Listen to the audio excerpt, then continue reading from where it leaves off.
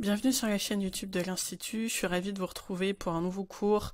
Cette fois-ci, on va parler d'interprétation de thème astral. On va voir ensemble comment interpréter un thème astral efficacement.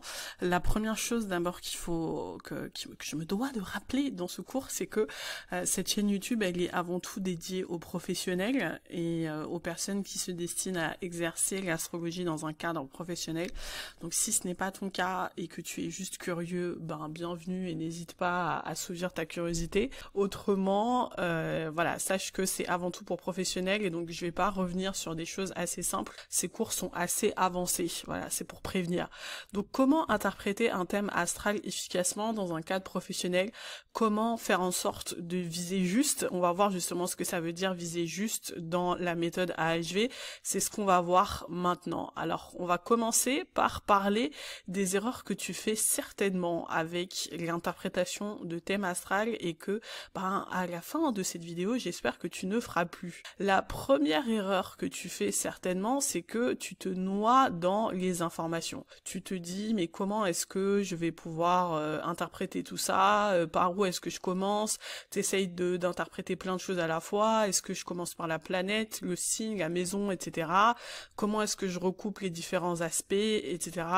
C'est ce qui peut te bloquer dans l'interprétation de thème astral, et donc c'est certainement la deuxième erreur que tu fais, c'est que tu vas chercher à deviner la personnalité. Alors tu ne vois pas tout, mais il y a écrit personnalité derrière.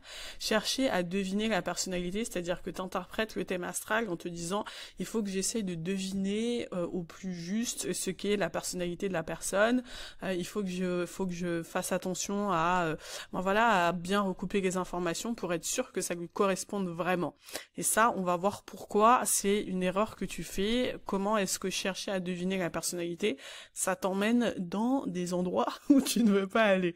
Et la dernière erreur que tu fais certainement, c'est que tu cherches à justifier, tu cherches à interpréter le thème astral finalement pour justifier des croyances que tu as déjà ou des croyances que ton client a déjà, et ça t'amène souvent à justifier des croyances limitantes. C'est-à-dire qu'une personne vient te voir en te disant j'ai un problème, c'est certainement mon Mars en Scorpion, mon Mars en Cancer, ou je sais pas quelle autre interprétation les gens ont généralement, et toi tu vas chercher à expliquer ça, à dire oui, t'as un problème parce que effectivement ton Mars en Cancer, etc. Et en fait tu utilises le terme astral comme une façon non pas de comprendre mais de justifier en fait la situation que ton client, ta cliente te présente, et c'est ça qui t'amène certainement à faire des erreurs, et on va voir maintenant comment est-ce que tu vas pouvoir. Alors, la première chose, c'est que quand tu commences à interpréter un thème astral, pour bien interpréter un thème astral, en fait, l'interpréter efficacement, il faut commencer par clarifier ton intention au préalable, en fait. C'est-à-dire que si tu commences à interpréter un thème astral en te disant qu'il faut que tu justifies, qu'il faut que tu cherches à expliquer tel et tel problème, etc., forcément ça va t'amener à des endroits qui sont compliqués, parce que comment justifier en fait l'injustifiable, comment justifier des croyances limitantes à partir du thème astral, ça va forcément t'amener en fait à des choses compliquées, et c'est pour ça qu'il faut vraiment clarifier ton intention, te dire mais qu'est-ce que je cherche à faire en fait avec la personne que j'accompagne? Est-ce que je cherche à l'aider? Est-ce que je cherche à justifier? Est-ce que je cherche à faire en sorte qu'elle se comprenne mieux? Est-ce que je cherche à faire en sorte qu'elle comprenne mieux ses besoins? Est-ce que je cherche à l'aider à se guérir de traumatisme? Est-ce que je cherche au contraire à l'amener vers le futur? Clarifier ton intention, ça va déterminer la façon dont tu vas interpréter le thème astral par la suite. Ça va aussi te permettre de faire ce que j'appelle la sélection, on va le voir ensuite, ce qui est très important pour ne pas te perdre dans toutes les informations comme on l'a vu. La deuxième chose qui est très importante pour éviter ces erreurs, c'est chercher à poser des questions.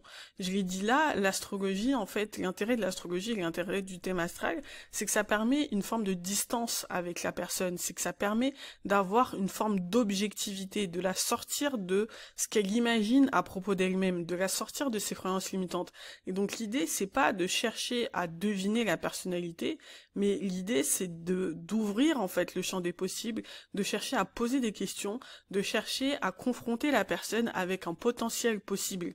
Et donc l'idée c'est pas de deviner la personnalité, c'est pas d'essayer de viser juste en mode loto, en mode se disant ben voilà, il faut que j'ai le plus de bons points possible et que je devine le plus de choses possibles par rapport à cette personne, mais au contraire se dire ben moi mon rôle c'est de poser des questions et de poser un maximum de questions. Et donc viser juste dans la méthode AHV, c'est pas deviner la personnalité, c'est poser des bonnes questions, c'est poser des questions qui seront pertinentes. Et puis l'autre point qui est important, c'est que on va chercher à provoquer des prises de conscience. On n'est pas là justement pour conforter la personne dans ses croyances limitantes, mais pour l'amener à faire un pas de côté, à avoir des prises de conscience, à se demander ben est-ce que en fait je peux pas voir la situation différemment, et puis surtout à proposer et ouvrir des possibilités, à se dire ben oui en fait il y a des choses que j'avais pas envisagées, il y a des choses qui sont possibles pour moi que j'avais pas envisagées, et c'est là où en fait en tant que praticien de l'astrologie on est vraiment efficace, c'est quand on permet à la personne d'envisager des choses qu'elle n'avait pas envisagées et d'ouvrir ses possibilités, de lui donner accès à de nouvelles énergies et pas de l'enfermer en fait dans des croyances. Et tu verras que même par rapport à la technique, c'est-à-dire comment est-ce que tu interprètes le thème astral techniquement, tu vas voir que ces principes-là, en fait, ils vont te faciliter la vie, parce qu'à partir du moment où tu rentres dans l'interprétation de thème astral en te disant mais mon objectif c'est pas de deviner la personnalité, c'est pas de justifier quoi que ce soit, mais au contraire c'est d'ouvrir des possibilités, tu vas voir que le thème astral tu le vois d'une autre façon et d'une façon qui est beaucoup plus facile et beaucoup plus fluide et surtout beaucoup plus efficace pour interpréter le thème astral ensuite. Et donc comment ça se passe la technique? Comment techniquement on interprète le thème astral? Donc il y a plusieurs étapes. La première étape c'est l'intention, je l'ai dit, c'est-à-dire clarifier ton pourquoi. Pourquoi est-ce que tu te lances là-dedans? C'est important pour toi t'assurer en fait que tu es dans le bon état d'esprit, que t'es pas là pour justifier des croyances, que t'es pas là pour prédire le futur, mais vraiment être sûr de l'intention avec laquelle tu te lances dedans. Mais ça va te permettre aussi, enfin comment est-ce que je vais pouvoir aider? Est-ce que je suis là pour le couple? Est-ce que je suis là pour l'argent? Est-ce que je suis là pour la santé, etc.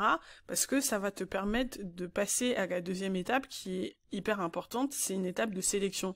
C'est-à-dire que rentrer dans le thème astral en se disant je vais tout interpréter, c'est la meilleure façon de se noyer dans les informations. Et donc en fait, pour pouvoir éviter de se noyer dans les informations, il faut faire une étape de sélection au préalable, choisir les éléments qui vont te permettre d'aider la personne dans le domaine qui est concerné, sur les sujets que tu as envie d'aborder en fait. Se dire je vais interpréter un thème astral de façon générique pour comprendre la personnalité de la personne, c'est la meilleure façon de se noyer en fait dans l'information. Il faut faire un travail de sélection et ce travail de sélection, il passe par choisir les éléments qui correspondent au sujet que tu as envie d'étudier et à la façon dont tu as envie d'étudier la personne. C'est-à-dire que si tu fais un travail thérapeutique, tu fais pas la même chose que si tu fais un travail de coaching. Et donc tu vas pas regarder les mêmes choses et tu vas pas les regarder de la même façon. Et puis la troisième étape, c'est l'étape de proposition, c'est-à-dire que l'objectif c'est pas d'arriver avec une interprétation possible, mais c'est d'ouvrir le champ des possibles et donc d'évaluer différentes pistes d'interprétation. Ça peut être ça, ça peut être ça, ça peut être ça, et ces propositions, elles vont nous permettre ensuite de poser des questions qui seront pertinentes, de challenger en fait la personne pour arriver en fait à des prises de conscience, à de nouvelles possibilités et pour l'amener vraiment à entrer en contact, elle, avec ses énergies. Et ça, c'est tout ce que je t'apprends à faire dans la formation Astror, c'est-à-dire comment est-ce que tu vas pouvoir te servir de l'information contenue dans le thème astral pour amener la personne à avoir des prises de conscience qui sont nécessaires, à se poser des questions, à entrer en contact avec ses énergies, etc., etc. Et donc, une fois qu'on a dit ça, comment est-ce que concrètement, parce que j'imagine du concret, comment concrètement on fait pour interpréter? Il y a plusieurs approches d'interprétation. Moi, l'interprétation est planet-centrique, pour parler comme les Américains, j'arrive pas à trouver une façon en français de bien traduire cette idée de planet-centrique. Mais donc, moi, l'interprétation en coaching, elle est avant tout planet-centrique, mais il y a d'autres façons d'interpréter le thème astral, et je l'ai pas précisé en introduction, mais quand je parle de thème astral, je parle surtout du thème astral de naissance, mais c'est le cas pour tous les autres formes de thèmes astro en réalité. Donc, quelles sont ces trois trois approches d'interprétation. Donc la première, c'est l'approche planète-centrique. Et donc l'approche planète-centrique, c'est quoi? C'est quand on interprète le thème astral à partir de la planète. Et donc on se dit, la planète, c'est un pouvoir, c'est un talent que je veux pouvoir utiliser à bon escient, et je cherche à savoir comment est-ce que je vais pouvoir utiliser ce talent, comment est-ce que je vais pouvoir activer ce pouvoir. Et donc je regarde dans quel signe est la planète, dans quelle maison est la planète, et le signe et la maison où se trouve la planète vont me permettre de comprendre les clés d'activation de ce pouvoir. Et je vais te donner un exemple. Donc j'ai Mercure Vierge dans la maison 7, c'est le pouvoir que je cherche à activer, c'est le pouvoir de communication. Je cherche à avoir la communication la plus efficace possible.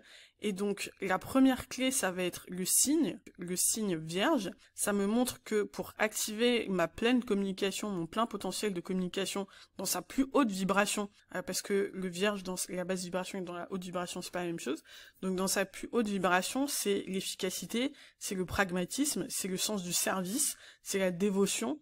Et donc, pour pouvoir communiquer efficacement, il faut que je me mette dans les conditions d'avoir de l'efficacité, du pragmatisme et du service. Et donc, ça va me permettre de communiquer efficacement. La deuxième clé, c'est la maison. Et donc, ça me montre que une bonne façon pour moi de communiquer efficacement, c'est dans la relation à l'autre, maison 7, et aussi dans la prise de parole en public, qui est aussi en rapport avec la maison 7. Et donc ça me montre que pour activer mon pouvoir de communication, les deux clés, c'est l'efficacité, le pragmatisme, le service, et la relation à l'autre, la prise de parole en public. Et donc ça me dit comment activer au mieux le pouvoir qui est la communication. Et donc ça, c'est l'approche planète-centrique. C'est quand je veux m'intéresser à un pouvoir, et donc chaque planète est un pouvoir, et que je cherche à activer ce pouvoir. Et la deuxième approche d'interprétation, c'est l'approche house-centrique, c'est-à-dire quand on se concentre sur les maisons. Et donc la maison, c'est un domaine de la vie. C'est un domaine de la vie de la personne que tu accompagnes, ou un domaine de ta vie. Ok. Et donc, tu cherches à savoir comment est-ce que je vais pouvoir être au mieux, atteindre mon plein potentiel dans ce domaine de ma vie. Comment est-ce que je vais pouvoir au mieux vivre ce domaine de ma vie.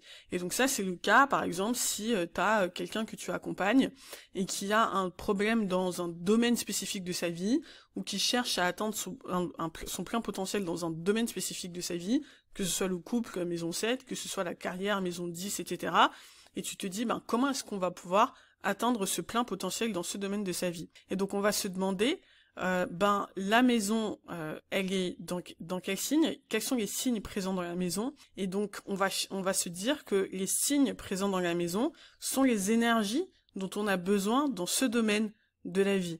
Ok. Et je vais te donner un exemple, comme ça ce sera plus clair. J'ai par exemple la maison 11 dans le signe Capricorne, parce que je cherche à avoir mon domaine amical, ma vie amicale, je cherche à améliorer en fait ma vie amicale, ma vie sociale, je cherche à me faire plus d'amitié, des amitiés profondes, etc.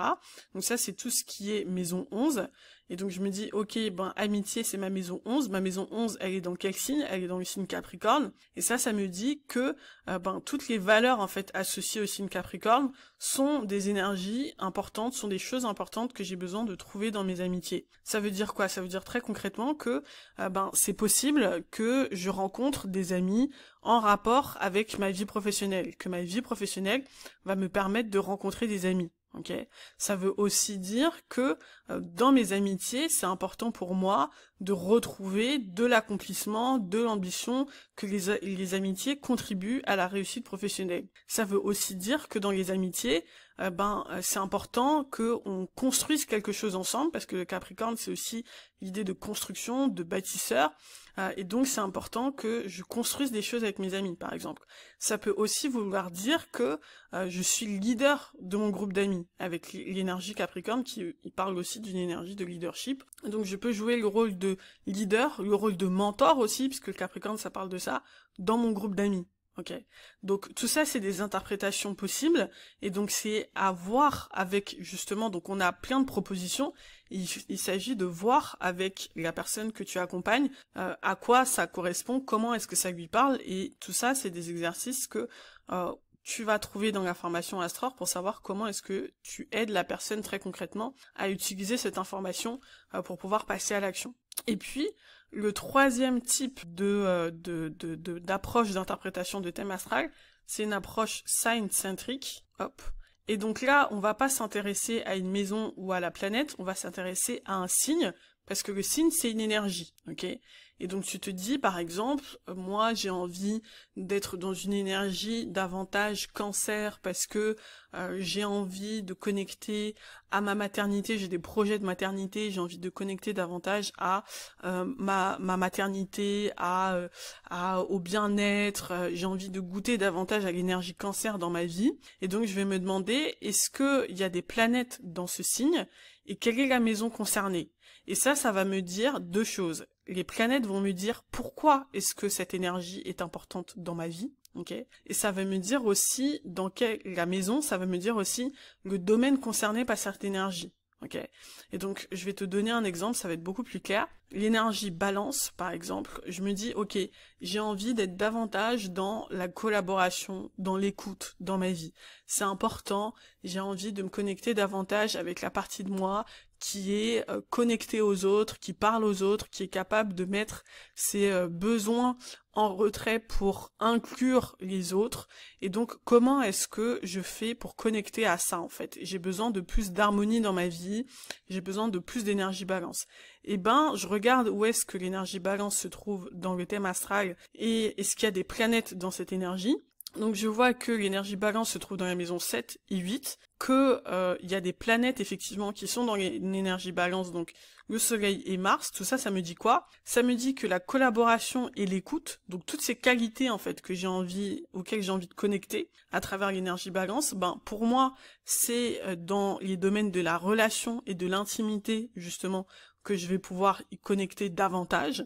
Donc cultiver mes relations, cultiver l'intimité, c'est ce qui va me permettre au mieux d'intégrer cette énergie balance. C'est dans ce domaine-là de ma vie que je vais être davantage consciente de ça. C'est dans ces domaines-là de ma vie aussi que l'énergie balance est ma force. C'est ça aussi que ça veut dire, hein. C'est le signe, c'est là où du coup c'est le signe et la maison, c'est du coup là où le signe est le plus puissant, c'est-à-dire là où l'énergie est la plus puissante. Donc j'ai tout à gagner à être en mode balance dans ces domaines-là de ma vie, et c'est important pour moi. Pourquoi? Parce que c'est lié au soleil, donc à l'ego, et c'est lié à Mars, à ma capacité à agir, ok? Et donc si je sais qu'il y a des planètes dans ce signe-là, je sais que c'est très important pour moi, et c'est pour ça que les stelliums sont importants. On aura l'occasion de reparler des stelliums, mais là où il y a des stelliums dans le thème astral, c'est-à-dire là où il y a un groupement de planètes dans le thème astral, ça nous indique les domaines de la vie où c'est très important en fait, les énergies qui sont très importantes pour nous. Donc si on a un stellium en balance, ça nous montre que l'énergie balance est très importante pour nous, ok? Un stellium, c'est à partir du moment où il y a 3 planètes qui sont dans le même signe. Ça nous montre que cette énergie est très présente, et très importante pour nous, pour notre mode de fonctionnement. Et donc pour le client, la cliente que tu accompagnes. Donc tout ça, ça nous permet d'avoir 3 approches, donc planet-centric, off-centric, sign-centric, ça nous permet d'avoir 3 approches vraiment hyper complètes pour maximiser toutes les informations que tu as dans le thème astral. Et l'idée, encore une fois, c'est pas de faire tout ça à la fois, parce que c'est impossible de faire tout ça à la fois, t'y passerais ta vie en fait, tout simplement. C'est possible de passer sa vie dans son thème astral, et donc si c'est personnel, en fait, si c'est ton propre thème astral, ben, évidemment, je t'encourage à y aller à fond et de cultiver d'utiliser chacune de ces approches et de les faire à fond. Mais évidemment, quand on travaille avec un client, on n'a pas l'occasion de passer autant de temps, en fait, sur le thème astral. Et donc, il faut choisir l'approche la plus adaptée en fonction de ton intention, en fonction des problématiques sur lesquelles t'accompagnes ton client, en fonction des besoins en fait que tu identifies. Et là, tu vas choisir l'approche qui est la meilleure, et du coup, tu vas pouvoir ensuite proposer, faire tout ce qu'on s'est dit là par rapport à la technique, c'est-à-dire sélectionner les éléments qui sont importants et ensuite proposer des pistes d'interprétation. Et ce qu'on voit ensuite dans la formation, c'est à partir du moment où tu as des pistes d'interprétation, qu'est-ce que tu fais de ces informations pour amener ta coachée, parce que la formation Astral, c'est surtout pour le coaching. Si t'es thérapeute, il y a d'autres formations, d'autres formats que j'envisage dans le futur, donc on aura l'occasion d'en reparler. N'hésite pas à laisser un commentaire si ça t'intéresse, mais en tout cas, pour ce qui concerne le coaching, comment est-ce que tu fais pour faire en sorte que ces informations puissent servir à ton client, à ta coachée, ton coaché, et faire en sorte que cette personne puisse avoir des prises de conscience, se poser des bonnes questions, et puis connecter aux différentes possibilités et au potentiel que lui ouvre son thème astral. Voilà, j'espère que c'était clair, j'espère que ça t'ouvre l'esprit, j'espère que ça te donne envie d'interpréter un thème astral de façon efficace, j'espère que ça te donne envie surtout de t'accompagner si aujourd'hui tu t'intéresses à l'astrologie et que tu te demandes comment est-ce que tu vas pouvoir te servir de tout ça, comment est-ce que tu vas pouvoir accompagner des personnes avec ça, voilà, j'espère que ça a suscité ta curiosité et que t'as envie de te servir de tout ça. Si t'as envie de plus d'informations, dans la barre de description, t'auras plus de formations en fait gratuites offertes où je t'explique comment est-ce que on se reconvertit dans une carrière de coach en astrologie, quelles possibilités ça ouvre pour toi en termes de rémunération, mais aussi en termes de reconversion, comment est-ce que ça se passe. Voilà, tout ça c'est dans la barre de description. J'ai été ravie de te proposer ce cours et je te dis à très vite.